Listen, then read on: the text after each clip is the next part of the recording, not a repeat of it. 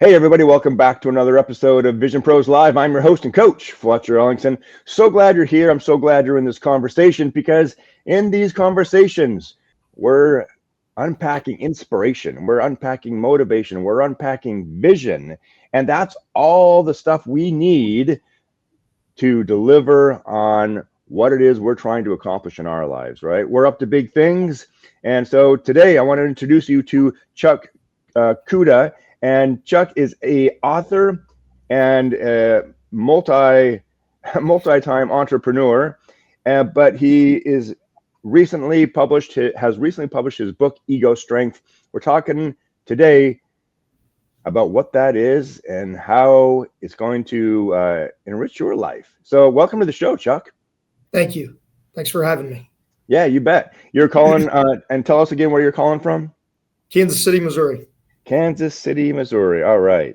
Excellent. Hey, before we start off and dive into what it is we're going to talk about, I always like to start off with a win, something that's going well professionally and or personally. Actually, I love the personal wins because they're very relatable. But what's going well in your life? We want to remind people that amidst all the uncertainty and suffering, that there is still good occurring in the world, and that we can be cause in the matter of that good. So lay it on us. What's going well for you? Yeah, what's going well for me is parenting. Actually, these four kids behind me, I coach three Little League baseball teams, so I get to spend a lot of time with my boys. And last night, I had a big win with my daughter. I took her. We got manicures and pedicures, and well, she got manicures and pedicures. I just got the pedicure, and we got to eat dinner together, and it's a joy. So the kids are always a win for me, and getting to spend time and being intentional about being a good father and role model for them. Right on. I really appreciate that. And the key word, intentional. Yeah. Parenting it takes intention. I mean, you don't have to be. You can fly by the seat of your pants, and things might go okay. They may not. But when we get intentional about anything, when we concentrate, and that concept of concentrating, I love this concept of concentrating because we all know we've all said that. Well, hey, you just need to concentrate. But what does it actually mean? What are you concentrating? When we tell someone to concentrate, and I'm asking our listeners here, when someone tells you to concentrate or you tell someone to concentrate, what are you actually telling them to do? What are you expecting them to do? What does it mean to concentrate, right?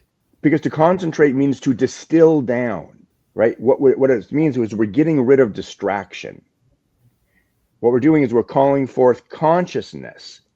We're bringing all of our senses to this pinpoint, like a magnifying glass in the sun, right? We're becoming hyper aware of this, very focused. So I love that. I love you that you said this. Yeah, I brought intentionality to my parenting. I brought intentionality to my date with my daughter. So cool. Um, I expect because of your level of success, you've had to concentrate and bring a lot of deliberate intentionality to your life. Is that accurate? That is accurate. Yeah, yeah.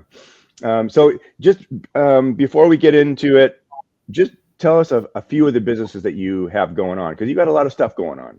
Yeah, absolutely. So, I've got a commercial real estate brokerage and development company, and that was what I started doing right out of college. I've been doing that since 2004. I didn't always have my own firm, but I started that in about 2016. I've got a hospice company, a home health company, a family social club. Uh, I run a vertically integrated cannabis company. That's my day-to-day operation now. So I'm the CEO of Elevate and Key Cannabis, and we're in three states. We're in Arizona, Illinois, and Missouri. Vertical operators. So we've got the cultivation, the manufacturing, and retail, and we currently operate 17 retail in the three states, and we've got 5 cultivation facilities in the three states. And then due to our expansion into these other various businesses, managing the employees, HR, onboarding, offboarding, benefits, et cetera, it became quite a pain point and was taking quite a bit of time. So then we started a professional employers organization. So we've got Opus Company as well as a company that I own and operate. Well, I don't operate it, but I own and manage from afar. So those are the companies that I'm currently looking after right now. Okay, so you got a little bit on your plate, right? Yeah. To say the least.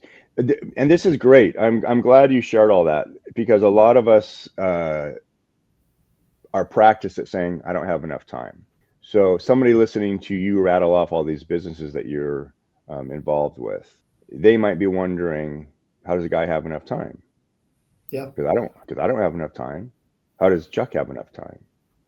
So, right, we have this. Many of us have this limiting belief about we don't have enough time, but that's not actually accurate. Chuck, give us the what is it that's allowed you to find and create the time needed to run multiple businesses? Yeah, so you said something right there, that word limiting. So that could be the mindset, that could be that belief, that limiting mindset. I've always had that growth mindset, where it's the abundance. That's actually Opus Commercial Real Estate, Opus Company. That is the short Latin plural form of opulence. So you come in abundance, use your resources, gain wealth. So I've always tried to come from a position of abundance, and I don't waste time doing non-productive activities. I don't have social media.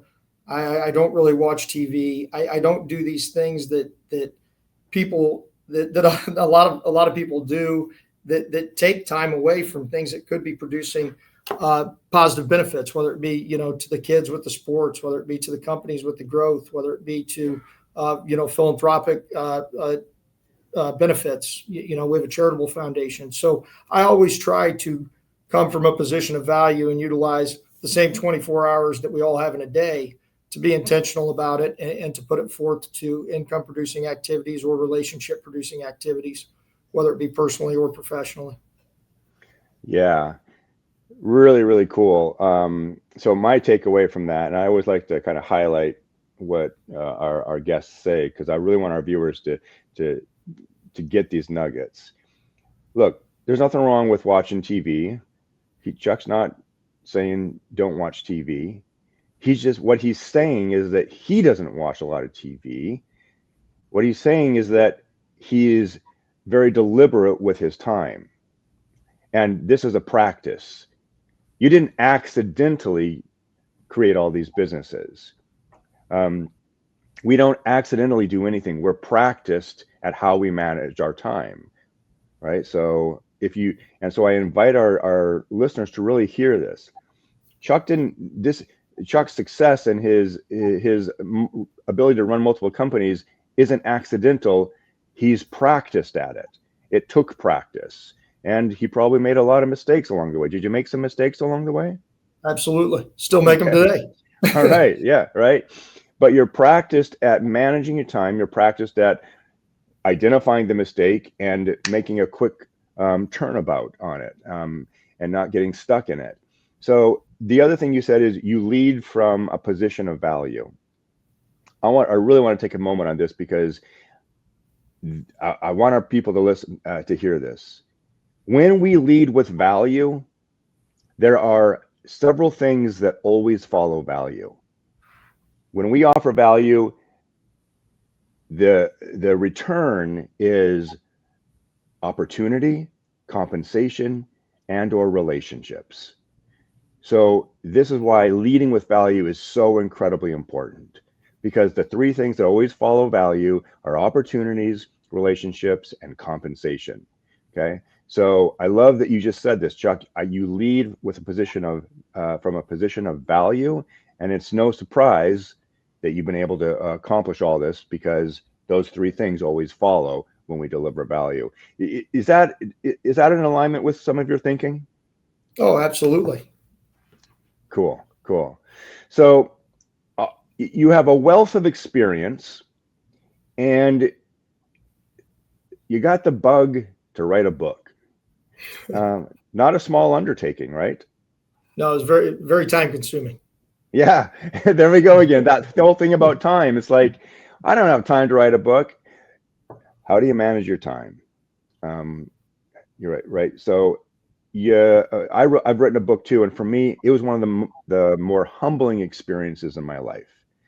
I don't know about you, but we can talk all day long on this podcast. We can talk and talk about business and shoot the breeze, but to get articulate in a way that other people can understand you, in the written form, that's a different challenge, isn't it?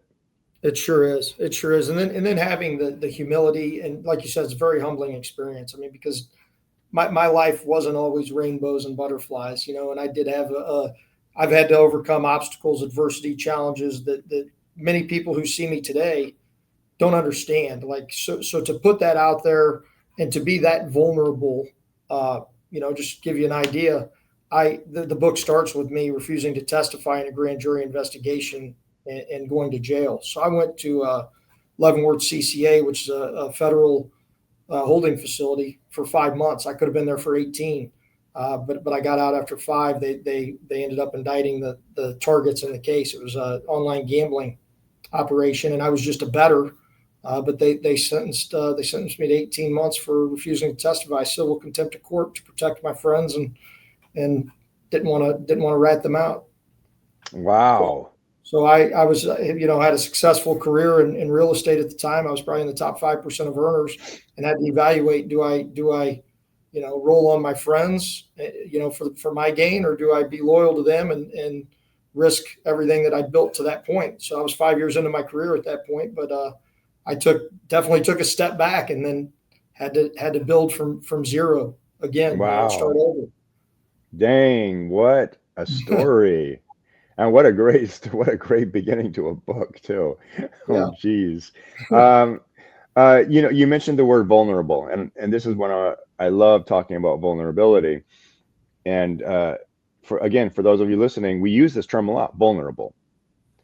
But what I want people to understand is vulnerable. The definition of vulnerable means you're open to injury.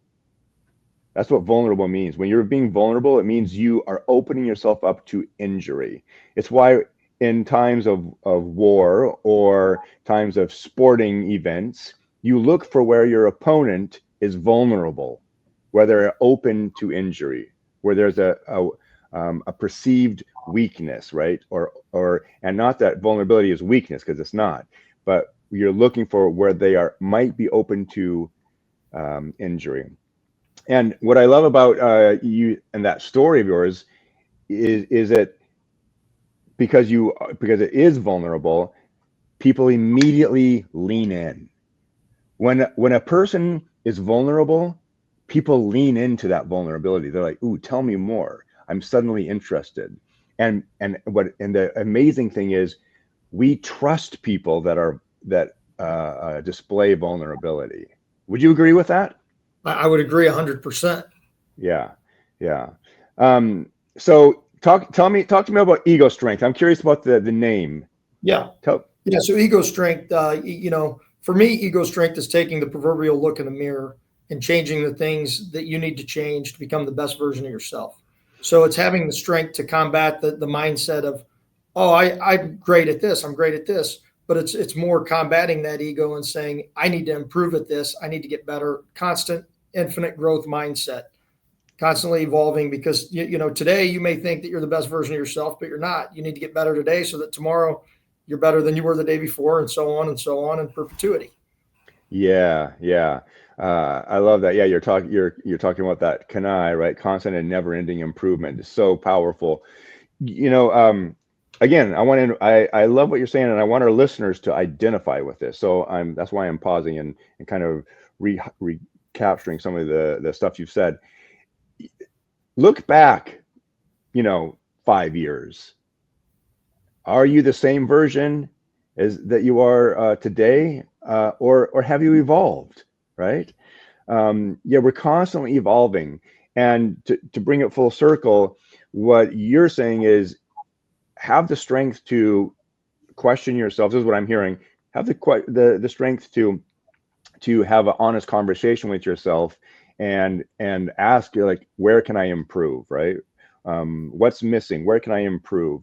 Where were some of the things that you noticed in your own life that you were like, that were glaring, like, whoa, I need to really take that area of my life on? Yeah, and I think the most important thing is accountability. So many Mm. times people could point the finger at other people and they never make the change that they need to make to become that better version, right? So they're always blaming someone else. For me, I was pointing the finger at my friends. I was pointing the finger at the judge. I was pointing the finger at the prosecutors for bringing forth an empty case, basically. And I never said, wait a minute, I'm the one that made the bet, until I was sitting in there in jail for 3 months, and I was like, wait a minute, this is my fault. This isn't theirs. All the Oh. action started with me, right? So the only thing you could control is yourself. You could control how you react to a situation. You could control, what you do to put yourself. I tell my kids all the time, don't put yourself in a position to fail. The more times you put yourself in positions to fail, you're going to fail. So really that accountability, and then making the change. Don't point the finger at other people. Make the change yourself, and become that best version. So tell me a little bit more about this, because this is a great topic, accountability, and ultimately what you're talking about is taking radical responsibility for your life. Yeah. You're sitting in jail, and you have that epiphany moment of, Yeah. oh my God, I have some responsibility in this. Like, Yeah. I'm the one that made the bet. Yeah. Tell me, I'd like to hear about that moment. Like, what was the emotion? What Yeah. was the emotions you experienced? What was the thinking that came afterward? Yeah. So that moment, it's one that you'll never forget. It was for me. It was Thanksgiving, 2009. So I went. My first day was October 5th, and I'd been there for 6 weeks, 8 weeks, whatever it was. But coming from an Italian American family, holidays were very important to us. We would always get together with the families. We would spend time together. That was the first holiday that I was gone, that I ever missed, and I was on 23-hour lockdown. And I'm thinking, because they needed to give the correction officers the day off. So I'm sitting there with a bag brown lunch with bologna sandwiches on Thanksgiving. My family's all out enjoying the holidays. And I spent the first 6 or 8 weeks pointing the finger at everybody else. And that's when I had kind of like the aha moment. I'm sitting here eating peanut butter and jelly, not because, or I mean, bologna sandwich, not because they gave the correction officers the day off. That wasn't the root of it. And then I'm like, why am I here? Not because of the judge, not because of my friends. It was because of me, and it was that moment where I just sat in the cell for 23 hours and had plenty of time to think, uh, that made me realize that I needed to make a change, and change, even for the better, is hard. Any kind of change is hard. People quitting smoking, that's change for the better. It's hard for them to do. Yeah. They're addicted to certain things, and people have become creatures of habit, and they're so accustomed to doing things certain ways. But change is important. It's imperative. You have to change and evolve, both as human beings, as society. If there was never change, we'd be driving horse and buggy to work, instead of motor vehicles. So, it was that point where I said, I've got to change. I've got to do things Mm. differently. And I Mm. really started to read books on mindset, the Mm. growth versus limited mindset, positivity. There's a book called The Positive Bus. I remember reading that one, and really just self-help books, learning how to implement different strategies, and make the change necessary, to grow and expand. And Wow. one of the books I read was Dave Ramsey, and I don't believe all of his beliefs by any means. I think debt, when utilized to grow, is a viable tool, when you're growing your net worth and whatnot. But the gazelle intense portion of that book, man, when I got out, I was so fueled with fire and desire that I was working, 110, 115 hours a week, just being gazelle intense just to get back, Yeah. and prove to people that moment, that 5 months, that decision, and those decisions leading up to that, were not going to define who I was. Mm. Yeah. Oh, that's powerful. Oh man, we got to bring a spotlight to that too, because so many of us are caught up in this belief that our past does define us, right? And if that was accurate, oh my Lord, you wouldn't even want to know me, right? I mean, I was no, I mean, I was fine, but I had no, I was breaking my word left and right. I mean, I was a liar. I was just a scared dude, just trying to survive, right? No, your past does not equal your future unless you focus on it constantly, and then you relive into it, right? Then you put your past into your future and you start to live into that. But yeah, what you said is the good news. Your past does not define you. It doesn't have to anyway, right? Um, and you learned from it. You took an honest look at it, and as a result, you made some different decisions based on different thinking. Um, Powerful, powerful. So you it sounds like you dove headlong into mindset and personal evolution. Is that accurate? Yeah, yeah, absolutely. And the name of your podcast here and the word you said earlier, Vision Pros, vision. You said that earlier. I put together a vision board when I got out of things that I wanted to accomplish, goals that I had in my life, uh, in the future. And I put that on a poster board. I hung it in my office, and I said, this is what I need to do. So once I put that vision board together, then I was laying out the plan, what I needed to do day by day to accomplish that and to get to those visions, and then Yeah. uh, because I mean, here you could put together a vision board, but without the plan, it's really just a wish anyway. Yeah. So, a lot of people will say, "Oh, come on, Chuck, vision board. Oh, how passe. That doesn't work." No, no, no. The reason we do vision boards is it keeps what's important in front of us. We see it every day. It helps redirect our old stinking thinking to what we actually want to do, right? It's keeping it in front of us because what we focus on, we feel. What we focus on, we move toward. If you don't have that clarity, you're not going to be able to move toward it as easily. So those vision boards, while some people might think they're, who needs it? No, no, no. It's a visual assistant to help you continue to move toward that direction. I think vision boards are powerful. The whole process of cutting things out, putting it up there, right? This is all part of a neuroscience, right? We're moving our body, we're getting our entire body involved in the vision, preparing this vision and the story up here as we're cutting, as we're pasting, as we're placing. We're getting clear about the story, about the vision, and that allows us to take actions to bring that story, that clarified vision, into the real world, which is exactly what you've done on many accounts. Yeah. That's right. That's right. And what you So focus on, what you focus on expands, and then you have that vision. You start giving yourself the affirmations, and then you almost yes, manifest them into belief. yes. Okay, I love this. Yeah, thank you for saying that. So did you hear what he said? He's like, then you have these affirmations. Oh, but Chuck, come on, affirmations, they don't effing work. Really? No, no, no. They work so well. It's why you're stuck where you're stuck.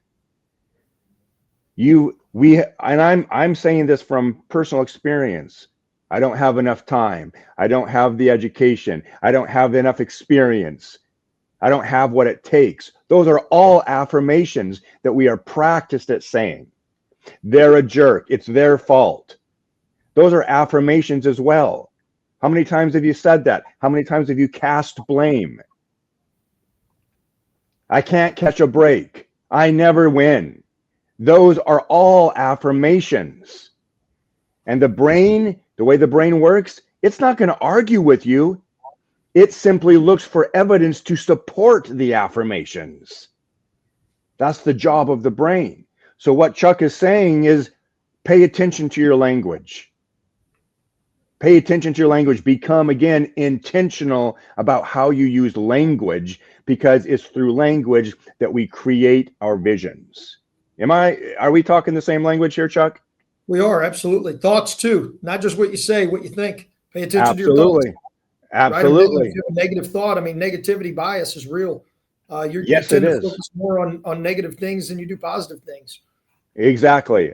One of the things I always ask my clients, are you paying more attention to the misses or the wins?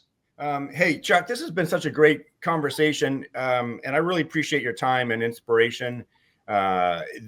especially because myself included, I'm an entrepreneur, and much of our audience are entrepreneurs, solopreneurs, business managers, business owners. So I love that you're sharing these stories of triumph. I want people to connect with you. I want people to find out more about your book. Tell us how we can get in touch with you. Yeah, so the book, you can buy the book on Amazon. Just go to Amazon, Ego Strength. It's on the Amazon Marketplace. It's 3 different formats. I've got a website, chuckcuda.com. I do blogs, kind of outlining some of my wins, some of my losses in life and business, where I came from. Breakdown by breakdown of the chapters is currently what I'm doing. So I just did chapter 2 a couple days ago. So I come up with a blog every couple of weeks, and then they can reach out via email is the best way to contact me. If anybody has any questions, I'm always willing to give back. That's one of the things that I want to do now from a leadership perspective. I see the next realm of my career, maybe 5 years from now, in kind of a coaching, mentorship, leadership perspective. So, I'm always wanting to learn more about other people, forge relationships, because really that's what it's all about. It's all about, to your point, you mentioned that earlier.